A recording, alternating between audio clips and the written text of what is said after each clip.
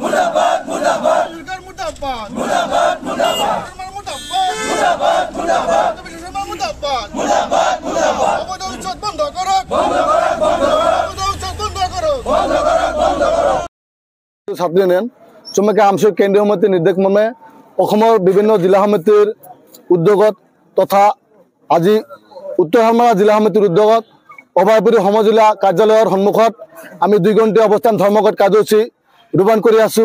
আমি এইকাৰণে ধৰ্মঘট কাৰ্যসূচী ৰূপায়ণ কৰিব লগা হৈছে, আপোনালোকে জানে যে অসমৰ গোৱালপাৰা জিলাৰ হাছিলাবিল, কোকৰাঝাৰ, বঙাইগাঁও, ধুবুৰী আদি কৰি অসমৰ বিভিন্ন জিলাত এই বিজেপি চৰকাৰখনে আপোনাৰ কোনোবা ঠাইত জাননী নিদিয়াকে কোনোবা ঠাইত একদিন আগতে জাননী দি তেখেতসকলে এই সংখ্যালঘু সকলক টাৰ্গেট কৰি বাছি তেখেতসকলে জাননী প্ৰদান কৰি তেখেতসকলে উচ্ছেদ কাৰ্য চলাইছে। সম্পূৰ্ণৰূপে এই উচ্ছেদ কাৰ্য অমানৱীয় উচ্ছেদ কাৰ্য, অসাংবিধানিক উচ্ছেদ কাৰ্য, এই উচ্ছেদ কাৰ্য অনতিপলমে বন্ধ কৰিব লাগে। আমি হয়তো অসম সংখ্যালঘু ছাত্ৰ ইউনিয়ন উচ্ছেদৰ বিৰোধী নহয়, কিন্তু কোনখিনি মানুহে আজি চৰকাৰী মাটিত আজি বহিবলগীয়া হৈছে সেই মানুহখিনি অসমৰ বিভিন্ন নৈপীড় অঞ্চলৰ পৰা তেখেতসকলে সম্পূৰ্ণ গৰখনীয়াৰ কবলত পৰি তেখেতসকলে আজি গৃহহীন হ'ব লগা হৈছে, আজি ভূমিহীন হ'ব লগা হৈছে। এই মানুহখিনিক চৰকাৰে অনতি পলমে তেখেতসকলক ছাৰ্ভে কৰি তেখেতসকলক পুনৰ্বাসনৰ ব্যৱস্থা কৰক।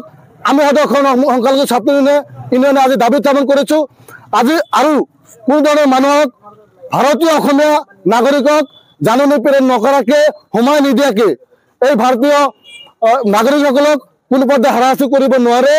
এই হোমলেছ মানুহখিনিক, ভূমিহীন মানুহখিনিক অনতি পলমে ভূমিৰ ব্যৱস্থা কৰি তেখেতসকলে পুনৰ সংস্থাপন কৰিব লাগে আৰু পুনৰ সংস্থাপন নকৰাকৈ কোনো ধৰণৰ উচ্ছেদ কাৰ্য চলাব নোৱাৰিব।